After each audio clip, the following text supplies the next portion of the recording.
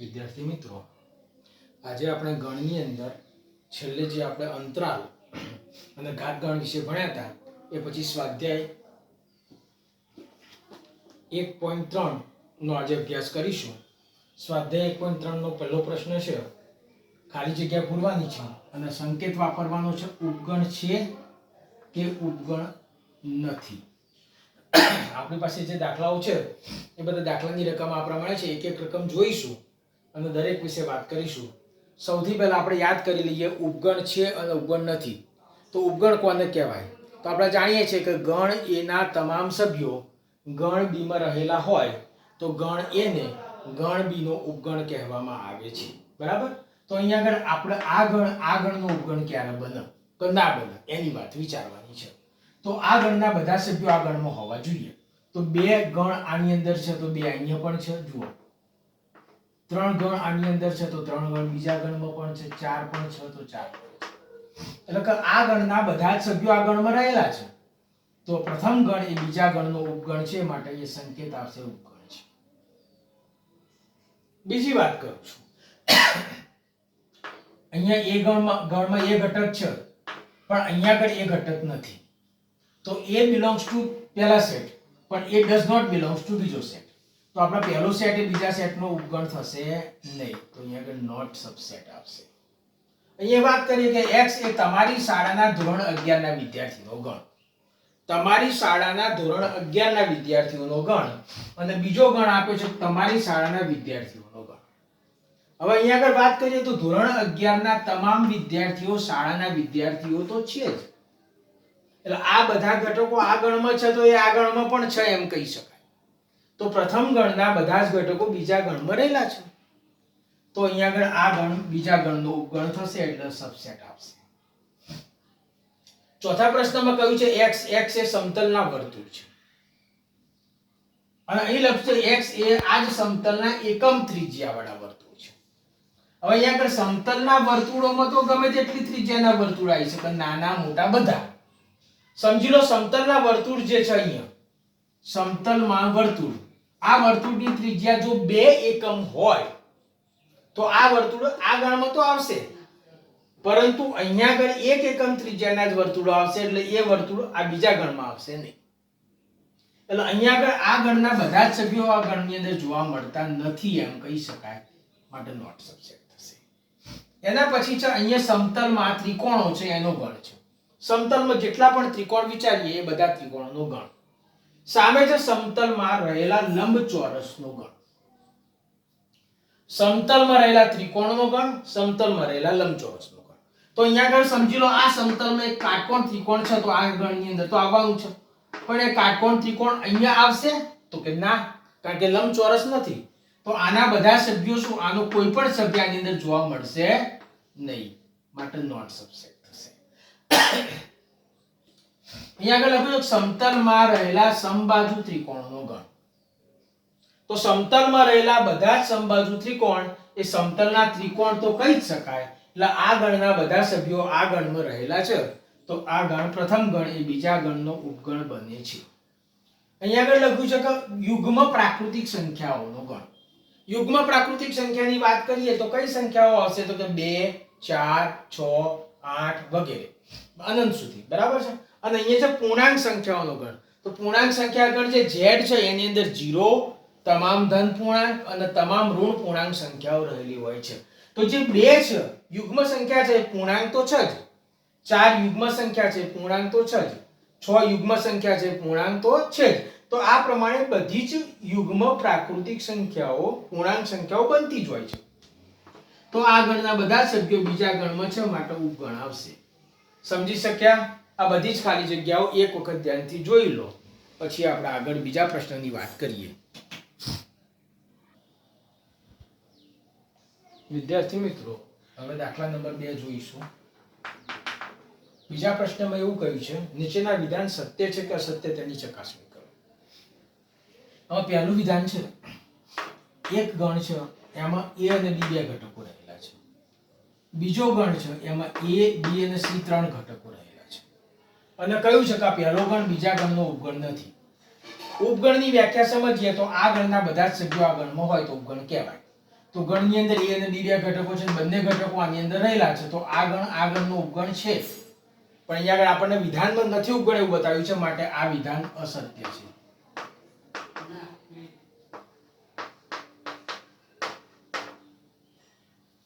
બીજા પ્રશ્નની વાત કરું તો a અને e, અને અહીંયા આગળ કીધું છે x એ અંગ્રેજી મૂળાક્ષરનો સ્વર. અંગ્રેજી મૂળાક્ષરના સ્વરની વાત કરીએ તો a, e, i, o અને u. આની અંદર 5 ઘટકો આવશે a, e, i, o, u. તો આ ગણની અંદર 5 ઘટકો a, e, i, o, u છે. જ્યારે આની અંદર a અને e છે, તો આ a આની અંદર છે, e પણ આની અંદર છે, તો બધા ઘટકો આવેલા હોવાથી ઉપગણ છે, એટલે આ વિધાન સત્ય છે. ત્રીજા વિધાન વિશે વાત કરીએ તો આ ગણની અંદર 1, 2 અને 3 ઘટકો છે. આ ગણની અંદર 1, 3 અને 5 ઘટક છે. આ ગણમાં ઘટક 2 છે, પણ આ ગણની અંદર ઘટક 2 નથી. એટલે કે 2 ઘટક ગણ a ની અંદર છે, 2 ઘટક ગણ b ની અંદર નથી એવું વિચારીએ તો ગણ a ના તમામ સભ્યો ગણ b માં નથી એવું કહી શકાય, પણ ત્યારે એ ઉપગણ નથી, માટે આ વિધાન અસત્ય છે. અહીંયા આગળ વાત કરીએ તો આ ગણની અંદર એક જ ઘટક છે a, અને એ ઘટક આ ગણની અંદર છે જ, તો આ ગણના બધા જ સભ્યો આ ગણમાં રહેલા છે, તો આ ગણ આગળનો ઉપગણ છે, માટે આ વિધાન સાચું છે, એટલે સત્ય વિધાન છે. અહીંયા ખાસ સમજવાનું છે, આ જે સિમ્બોલ આપ્યો છે એ બિલોંગ્સ ટુ નો છે. બિલોંગ્સ ટુ એ ગણના ઘટક માટે વપરાય છે. તો ભાઈ આ ઘટક ગણની અંદર છે, જ્યારે અહીંયા આગળ ગણ આપેલો છે, એટલે તમારા માટે જો આ વિધાનને સાચું બનાવવું હોય તો a belongs to a b c આમ લખી શકાય. પણ જો અહીં ગણ બનાવી દઈએ તો પછી આ વિધાન ખોટું થઈ જાય છે. બે ગણ વચ્ચે belongs to નો સંબંધ નથી હોતો, બે ગણ વચ્ચે ઉપગણનો સંબંધ શક્ય બને છે. જ્યારે ઘટકની વાત આવતી હોય તો belongs to આવે, અહીં ગણ છે, માટે આ વિધાન અસત્ય છે.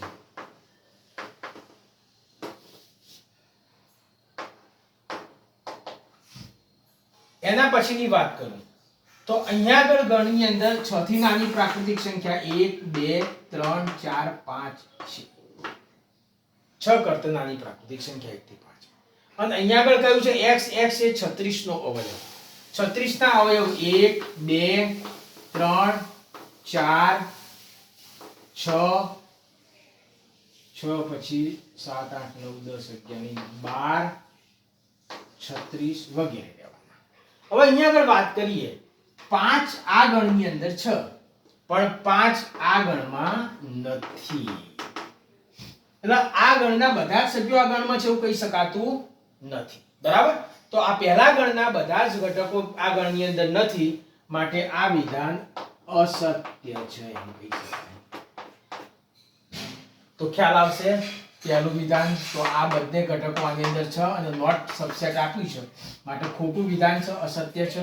બીજા વિધાનની અંદર આ બંને ઘટકો આની અંદર રહેલા છે, માટે સત્ય છે. ત્રીજા વિધાનની અંદર બે આમાં છે પણ આમાં નથી, માટે આ વિધાન અસત્ય બની જાય છે. ચોથા વિધાનમાં આના બધા જ ઘટકો આમાં છે, માટે સત્ય બને છે. અહીં બિલોંગ્સ ટુ સંકેત આપ્યો હોવાથી આ ઘટક હોવો જોઈએ, એની જગ્યાએ ગણ છે, માટે વિધાન અસત્ય છે. અને અહીંયા આગળ આ ગણમાં 5 ઘટક છે, પણ બીજા ગણની અંદર 5 ઘટક નથી રહેલો, માટે એ વિધાન અસત્ય છે. ધ્યાનથી જોઈ લો.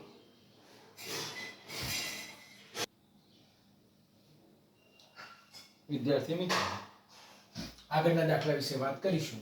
અહીંયા આપણને એક ગણ આપેલો છે, ગણ a, એમાં ઘટક છે 1, 2, 3 અને 4 ભેગા થઈને એક ઘટક બને છે. 3 ને 4 અલગ અલગ ઘટક નથી, તો 1, 2, 3, 4 અને 5. આમ આ ગણની અંદર 1, 2, 3 અને 4 કુલ 4 ઘટક જ છે, જેમાં 3 અને 4 કમ્બાઈન છે, એનું જૂથ છે જે એક ઘટક તરીકે કામ કરે છે. હવે નીચેના વિધાનો સત્ય છે કે નહીં એ આપણે નક્કી કરવું છે. તો 3, 4 ને 12 છગડીયા કૌંસ છે, આ એક ઘટક છે, અને જ્યારે ઘટકની વાત આવે ત્યારે મેં તમને સ્પષ્ટ કીધું હતું કે બિલોંગ્સ ટુ હોવું જોઈએ. અહીંયા આગળ બિલોંગ્સ ટુ નથી, સબસેટ છે. જો આ ઘટકનો ગણ બનાવવો હોય તો 12 બીજો છગડીયો કૌંસ કરીએ તો એ ગણ બને તો સબસેટ થાય, એટલે આ વિધાન ખોટું છે, અસત્ય છે. એના પછી બીજી વાત કરું, અહીંયા આગળ 3, 4 એ ઘટક છે અને ઘટક ગણમાં છે, તો અહીંયા આગળ બિલોંગ્સ ટુ આપ્યું છે, તો આ વિધાન સાચું બને છે. મેં તમને વાત કરી આ 3-4 ઘટક છે પણ એની બહાર જો છગડીયો કૌંસ કરવામાં આવે તો આ ગણ બની ગયો અને આ ગણની અંદર આ એક સભ્ય છે જે ગણમાં છે અને એમાં પણ છે તો સબસેટ કહેવાય તો આ વિધાન સાચું બને છે. અહીંયા આગળ વન છે એ એક વ્યક્તિગત ઘટક છે અને ઘટક ગણની અંદર રહેલો છે માટે ત્યાં સબસેટ વપરાય છે. આ વિધાન સાચું છે. પછી વાત કરું વન સબસેટ એ તો અહીંયા આગળ વન એ સ્વતંત્ર ઘટક છે ગણ નથી અને ઉપગણ એ બે ગણ વચ્ચેનો સંબંધ છે ઘટક અને ગણ વચ્ચેનો સંબંધ નથી. અહીંયા આગળ આ ઘટક છે ઘટકની આગળ છગડીયો કૌંસ કરીએ તો ગણ બને અને ગણ બને તો ઉપગણ થાય એટલે અહીંયા આગળ આ વિધાન ખોટું બને છે. 1 2 અને 5 તો 1 2 આમાં છે 5 આમાં છે તો આ ગણના બધા જ સભ્યો ગણ એમાં છે જ તો ગણ એક ના બધા સભ્યો બીજા ગણમાં હોય તો પહેલો ગણ બીજા ગણનો ઉપગણ કહેવાય તો આ વિધાન સત્ય છે. એના પછી આગળ વાત કરીએ અહીંયા આગળ આપણને ઘટક આપ્યા છે 1 2 અને 5 તો 1 2 અને 5 માટે સિમ્બોલ આપ્યો છે નોટ બિલોંગ્સ ટુ તો નોટ બિલોંગ્સ ટુ સંકેત છે એ બે ગણ વચ્ચેના સંબંધ નથી બતાવતું એ ઘટક અને ગણ વચ્ચેનો સંબંધ બતાવે છે. જ્યારે અહીંયા આગળ જો તમારે ઘટક વ્યક્તિગત વિચારે હોત કે 1 તો belongs to not belongs to કહી શકાય 2 તો belongs to not belongs to કહી શકાય 5 તો belongs to not belongs to કહી શકાય પણ 1 2 અને 5 બધાનો ગણ બન્યો તો ગણ એ આની અંદર છે કે નહીં એવું ના કહી શકાય ગણ આનો ઉપગણ છે કે નહીં એવું કહી શકાય પણ આ બધા જ ઘટકોથી ગણ બને છે ત્યારે belongs to not belongs to વપરાતું નથી. Belongs to not belongs to એ ઘટક અને ગણ વચ્ચેનો સંબંધ છે ગણ વચ્ચેનો નહીં. આ વિધાન ખોટું છે. અહીંયા આગળ 1 2 3 સબસેટ એ તો બે ગણ વચ્ચેનો સંબંધ છે પણ શું સાચો છે એની વાત કરીએ તો આ એક અહીંયા છે તો આમાં છે બે ગણમાં છે તો બે આ ગણમાં પણ છે પણ અહીંયા આગળ 3 એકલા સ્વતંત્ર ઘટક નથી 3 અને 4 બંને કમ્બાઇન્ડ ઘટક છે. જો એકલા 3 લઈએ તો આ ગણના બધા સભ્યો આ ગણમાં કહી શકાય નહીં કારણ કે 3 એ અલગ ગણ ઘટક છે અને 3 4 ભેગા થઈને બને છે એ અલગ ઘટક બને છે માટે not belongs to not subset થાય માટે આ વિધાન પણ ખોટું છે. હવે 5 એ ગણ છે. મેં તમને આગળ બી કીધું કે ગણ વચ્ચે ઉપગણનો સંબંધ હોય ને ઘટક અને ગણ વચ્ચે belongs to not belongs to સંબંધ હોય તો આ ઉપગણ છે તો ઉપગણ એ આ ગણનો સભ્ય ના બની શકે એટલે બિલોંગ્સ ટુ સંકેત ક્યારેય વાપરી શકાય નહીં. હા ખાલી ગણ એ દરેક ગણનો ઉપગણ છે તો ખાલી ગણ એનો પણ ઉપગણ કહેવાય તો આ વિધાન સાચું છે. અને એ જ રીતના 5 ની બહાર છગડીયો કૌંસ કર્યો તો 5 એ એક ઘટક બન્યો ત્યારે આ ખાલી ગણ નથી રહેતો આ એક સંકેત છે અને આ એક ઘટક છે જે ઘટક 5 આ ગણની અંદર ક્યાંય જોવા મળતો નથી તો આ ગણનો ઘટક 5 એ ગણ એમાં રહેલો નથી માટે ઉપગણ બનતો નથી માટે વિધાન ખોટું છે. સમજી શક્યા છો તો જોઈ લો એક વખત પછી આગળના દાખલાની રકમને સમજીએ.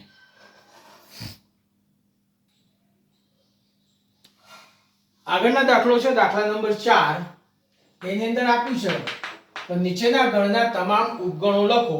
એમાં પહેલો પ્રશ્ન છે a. આ ગણ a ને હું કહી દઉં છું સંકેતમાં a બરાબર ગણ તો આ a ગણના ઘટકોની સંખ્યા n બરાબર 1 છે. આની અંદર એક જ ઘટક રહેલો છે તો ઉપગણની સંખ્યા એનું સૂત્ર છે 2 ની n ઘાત 2 ની 1 ઘાત 2 ની 1 ઘાત એટલે 2 અને બે ઉપગણો મળે તો a ના ઉપગણો તો આપણે જાણીએ છીએ કે ખાલી ગણ તો દરેક ગણનો ઉપગણ હોય જ એ સિવાય વાત કરું તો આ a ગણ આ બે આ ગણના ઉપગણ થયા. સમજણ પડી? કોઈ પણ ગણના ઉપગણ એટલે શું તો જુઓ 5 તો 5 ના બધા જ ઘટકો આની અંદર છે અને આ a ગણમાં ઘટક એ છે તો આ ગણમાં પણ ઘટક એ છે આ ગણનું ઉપગણ થશે જ.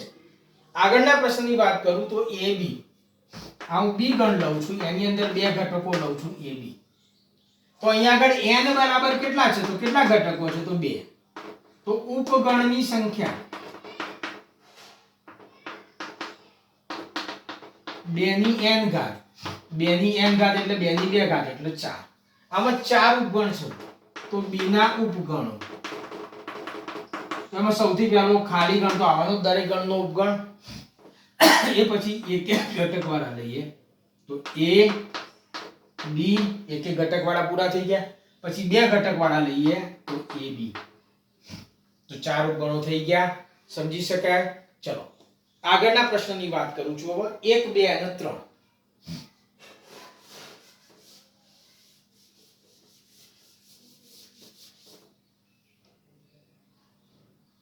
આને હું C ગણ દઉં છું.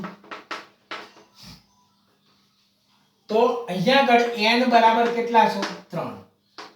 તો ગણ C ના ઉપગણની સંખ્યા તો 2 ની n ઘાત એટલે 2 ની 3 ઘાત એટલે 8. તો આ કયા કયા ઉપગણ થશે? C ના ઉપગણો. તો સૌથી પહેલા તો 5 લખી દેવાનો. ખાલી ગણ તો દરેક ગણનો ઉપગણ હોય. પછી એક ઘટક વાળો 1, એક ઘટક વાળો બીજો ગણ 2 એનો ઉપગણ, એક ઘટક વાળો ગણ 3. પછી આપણે વાત કરીએ બબે ઘટક વાળા. તો 1 2, 1 3 અને 2 3. અને પછી 3 ઘટક વાળા તો 1 2 3. તો આ થયા આના ઉપગણો. સમજ પડશે? એના પછી આ ત્રીજો પ્રશ્ન હતો. ચોથો પ્રશ્ન છે 5. તો ખાલી ગણ છે એની અંદર એકે ઘટક છે જ નહીં. એટલે આના માટે વાત કરીએ તો n બરાબર 0. તો ઉપગણની સંખ્યા તો 2 ની 0 ઘાત. કોઈ પણ સંખ્યાની 0 ઘાત એટલે 1 થાય. માટે આના ઉપગણોની વાત કરું તો ખાલી ગણ એક જ ઉપગણ મળે. બોલો સમજી શકાશે? આ દાખલો ખ્યાલ આવશે? ચલો તો પછી આગળના દાખલા વિશે વાત કરીશું. ધ્યાનથી જોઈ લો પછી આગળના દાખલાની વાત કરીએ. આગળનો પ્રશ્ન છે જો a = 5 હોય તો PA માં કેટલા ઘટક હશે? બરાબર છે. હવે અહીંયા વાત કરું છું a બરાબર 5 છે. 5 એટલે ખાલી ગણ. તો ગણ a ની અંદર ઘટકોની સંખ્યા 0. તો ગણ a ના ઉપગણની સંખ્યા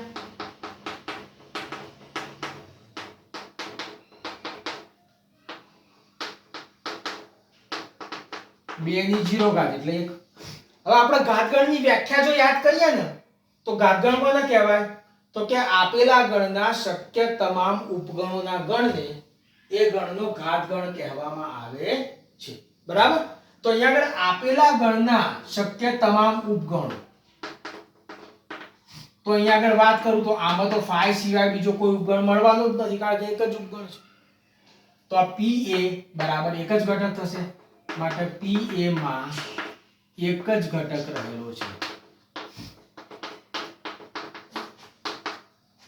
બોલો સમજણ પડશે?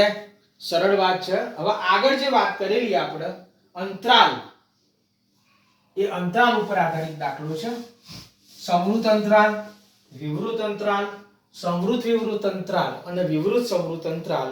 એની અંદર પહેલો પ્રશ્ન છે આપણે અંતરાલ સ્વરૂપે દર્શાવવાના છે. તો x belongs to R -4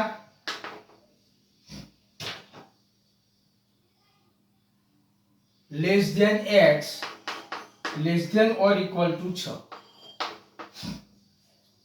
અહીંયા આગળ વાત કરીએ આને અંતરાલ સ્વરૂપે લખવું છે તો આગળની કિંમત -4 નો x તરીકે સમાવેશ થતો નથી. પાછળની કિંમત 6 નો સમાવેશ થાય છે. આગળની કિંમત સમાવેશ નથી થતી એટલે આગળથી વિવૃત છે. પાછળની કિંમતનો સમાવેશ થાય છે એટલે પાછળથી સમૃદ્ધ છે. તો એનું અંતરાલ સ્વરૂપ તો આગળથી વિવૃત, પાછળથી સમૃદ્ધ. આ રીતે રજૂ કરી શકાય છે. બીજો પ્રશ્ન x belongs to R -12 less than x less than -10.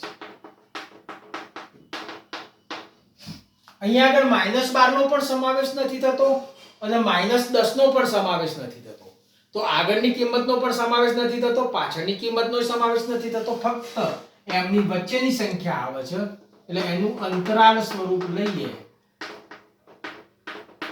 તો આગળથી પણ વિવૃત, પાછળથી પણ વિવૃત એટલે કે વિવૃત અંતરાલ થશે. ત્રીજો જે પ્રશ્ન છે x belongs to R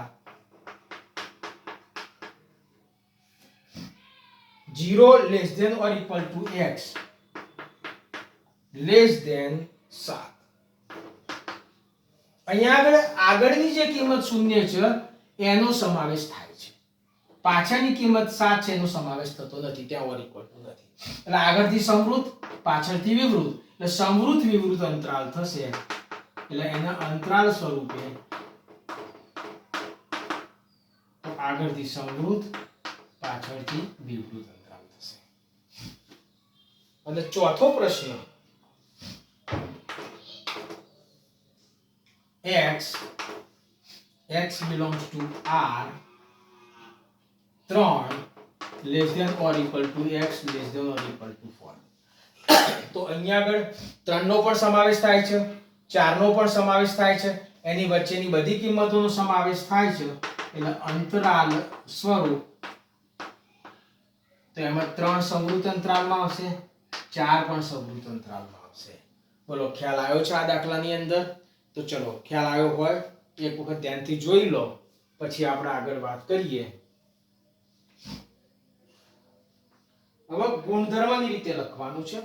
અંતરાલ સ્વરૂપે આપેલું છે અને એને આપણે ગુણધર્મના સ્વરૂપે લખવું છે.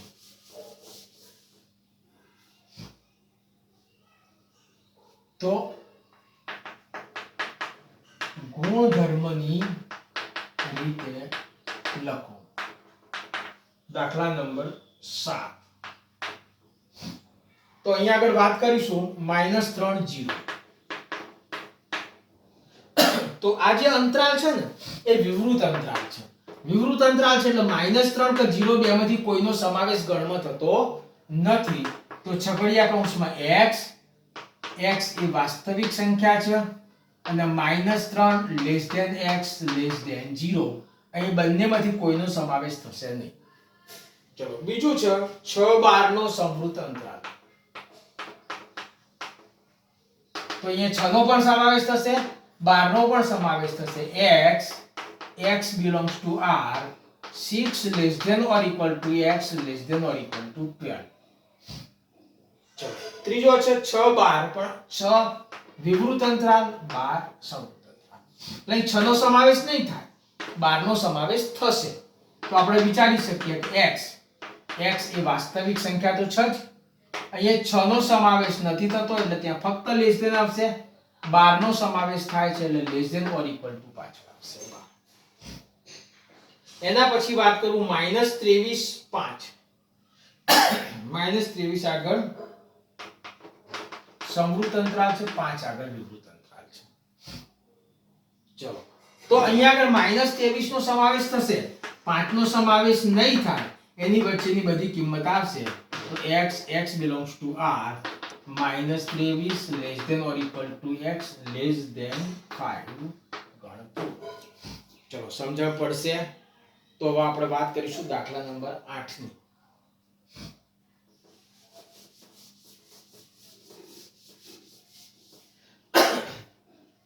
આઠમા પ્રશ્નમાં એવું કીધું છે કે કાટકોણ ત્રિકોણનો ગણ અને બીજો ગણ આપેલો છે સમદ્વિભુજ ત્રિકોણનો ગણ.